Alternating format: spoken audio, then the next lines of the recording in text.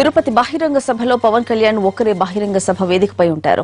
ఆయన సుమారు గంట సేపు ప్రసంగిస్తారని తెలుస్తోంది. పంచులతో కూడిన ప్రసంగాన్ని జనసేనాని సిద్దం చేసుకున్నారు. కేంద్ర రాష్ట్ర ప్రభుత్వాల హామీలపై పవన్ ప్రశ్నిస్తానంటున్నారు పవన్ అభిమానులు. నరేంద్ర మోడీ తిరుపతి సభ నుంచే హోదాపై హామీ ఇవ్వడంతో ఇదే వేదికగా మళ్లీ ప్రశ్నించే అవకాశం ఉందని చెబుతున్నారు. ఇక అభిమానులు పెద్ద ఎత్తున తరలివచ్చే అవకాశం ఉండడంతో సభ వెలుపల కూడా ఎల్ఈడీ స్క్రీన్లు ఏర్పాటు చేశారు నిర్వాహకులు.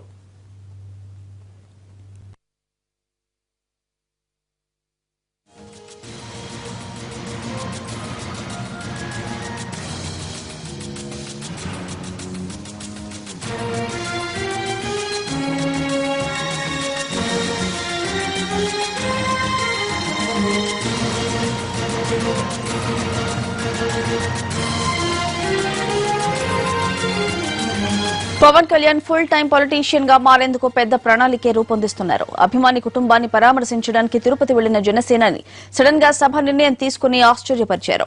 ఇప్పుడు ఇతర జిల్లాలోనూ బహిరంగ సభలు నిర్వహించేందుకు ప్లాన్ చేశారు. తిరుపతి తర్వాత విజయవాడలో రెండో బహిరంగ సభను నిర్వహిస్తారని తెలుస్తోంది. ఆ తర్వాత ప్రతి జిల్లా కేంద్రంలోనూ బహిరంగ సభ ఏర్పాటు చేస్తారని చెబుతున్నారు. ఇలా ప్రతి జిల్లాలోనూ సభలు ఏర్పాటు చేస్తూ పార్టీని బలోపేతం చేసే దిశగా పవన్ అడుగులు వేస్తున్నారు. మరోవైపు పవన్ తిరుపతి సభకు ఇతర జిల్లాల నుంచి వచ్చే అభిమానులను వెనక్కి పంపుతున్నారు. జనసేన నేతలు కేవలం చిత్తూరు జిల్లాకు చెందిన ఫ్యాన్స్ మాత్రమే రావాలని కోరుతున్నారు.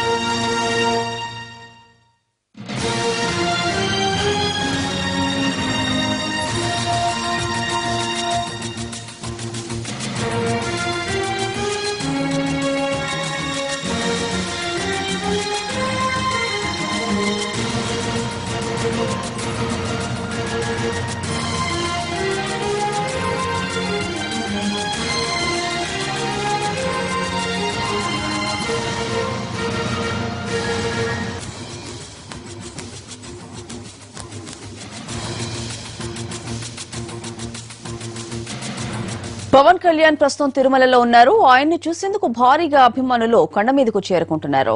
ఇటు బహిరంగ సభకు భారీగా ఏర్పాట్లు జరుగుతున్నాయి.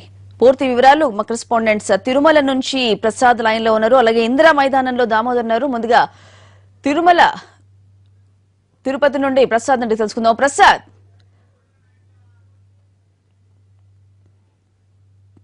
Prasad over to you.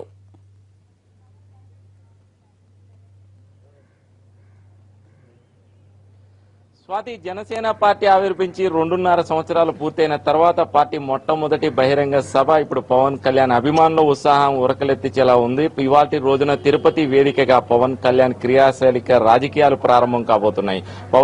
Pawan Janasena పార్టీని స్థాపించినప్పటి నుంచి కూడా పూర్తి స్థాయిలో క్రియాశీలక పాత్ర ఇవాల్టి నుంచి ప్రారంభించేటటువంటి అవకాశాలు కనిపిస్తున్నటువంటి నేపథ్యంలో రాష్ట్ర వ్యాప్తంగా ఉన్నటువంటి అభిమాన సంఘ నేతలు తిరుపతి చేరుకుంటున్నారు. పవన్ కళ్యాణ్ ప్రసంగం ఏ విధంగా ఉండబోతుంది, రాష్ట్ర రాజకీయాలపై పవన్ ఏ విధంగా స్పందించబోతున్నారు, ఇక జనసేన పార్టీ భవిష్యత్ కార్యాచరణ ఏ విధంగా ఉండబోతున్నది అనేది ఇటు అభిమానులతో పాటు జనసేనకు సంబంధించినటువంటి కార్యకర్తల్లో ఉత్సాహం రేకెత్తిస్తుంది. దీంతో పవన్ కళ్యాణ్ తిరుమలలో 2 రోజులుగా బస చేసి ఉన్నటువంటి సమాచారం అందుకున్నటువంటి అభిమానులంతా కూడా తిరుమలకు చేరుకుంటున్నారు. పవన్ కళ్యాణ్ కలవడానికి పోటీలు పడుతున్నారు. ఇక ఇవాళ రోజున జరగబోతున్నటువంటి పవన్ బహిరంగ సభ నేపథ్యంలో పవన్ కళ్యాణ్ అభిమానులకు సంబంధించి వారి అభిప్రాయాలు తెలుసుకునే ప్రయత్నం చేద్దాం. చెప్పండి, 2.5 సంవత్సరాల తర్వాత జనసేన పార్టీ ఆవిర్భించి ఇవాళ రోజున క్రియాశీలక రాజకీయాలు ప్రారంభమవుతున్నటువంటి పరిస్థితి కనబడుతుంది. మీరు ఇప్పటి వరకు పవన్ కళ్యాణ్ అభిమానులుగా మాత్రమే కొనసాగారు. ఇక పార్టీకి సంబంధించి ఏ విధంగా మీరు ముందుండిపోతున్నారు? ఈరోజు పవన్ కళ్యాణ్ గారు వెంకటేశ్వర ఆశీస్సులు తీసుకున్నారు.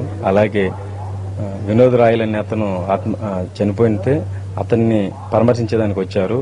తర్వాత ఆయన 2 days గా ఉండి ప్రజల కోసం ఏం చేయాలి, ఎలా ఉండాలనే ఆలోచనతో ఆయన ముందుకెళ్తున్నారు. ఆయన ప్రజలకి ఉపయోగపడేలాగా ఈ రోజు ప్రసంగాలు కానీ ఏదైనా సరే మంచి నిర్ణయాలు కానీ ఈ రోజు ఉంటాయని చెప్పి మేము ఆశిస్తున్నాము.